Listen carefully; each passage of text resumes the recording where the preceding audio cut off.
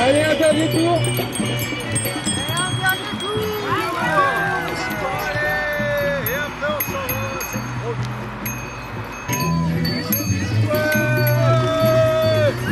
Là, je voulais dire que c'était déjà important pour moi d'être là ici aujourd'hui parce que j'ai quand même un rapport assez affectif avec cette gare.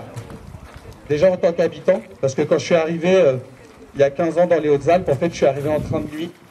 Et aujourd'hui ça fait 15 ans que je travaille et que je vis et que je m'investis sur ce territoire.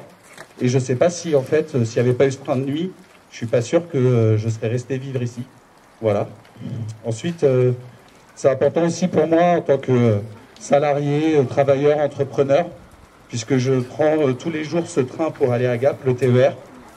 Et j'ai pu constater ces dernières années toute la dégradation aussi du service, les modifications des horaires, les baisses de fréquence, les remplacements par les bus, etc.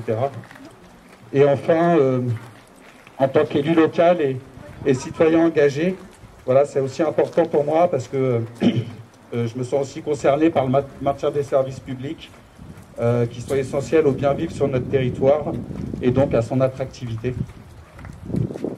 Donc aujourd'hui, il y a un appel qui a été formulé sur toutes les lignes de l'étoile de Veynes, qui a été relayé. Donc il y a des manifestations et des actions sur toutes les gares.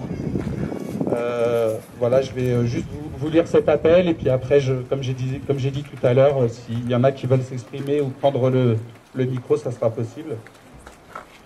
Donc pour nos trains, pour le train, pour nos gares, pour les mobilités douces et les générations futures, nous nous mobilisons aujourd'hui pour accueillir le retour du train de nuit Briançon-Paris et des TER Briançon-Valence après 9 mois d'interruption pour travaux.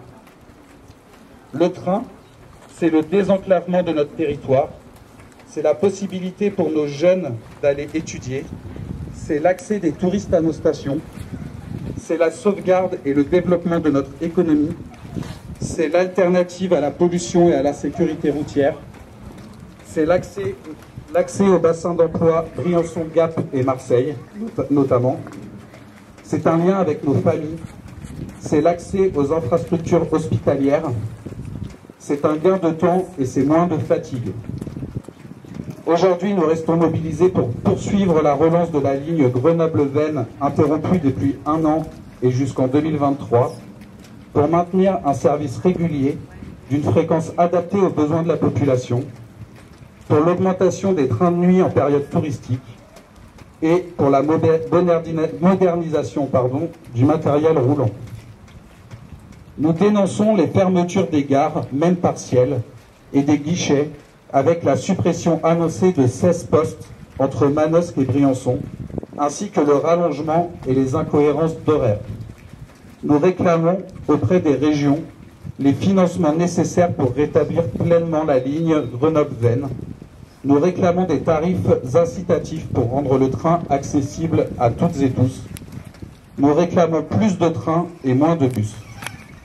Enfin, et c'était aujourd'hui aussi la teneur de cette journée où un groupe de personnes est venu rejoindre la gare en vélo, nous associons la question du train à celle des mobilités pour connecter nos gares à un réseau de pistes cyclables, de transports en commun, de services de covoiturage, mais également pour faciliter le transport des vélos dans les transports en commun.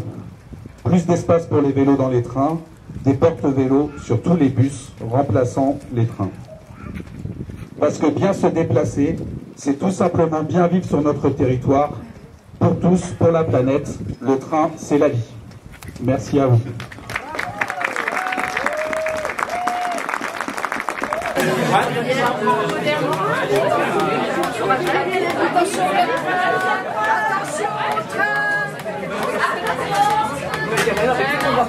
Attention,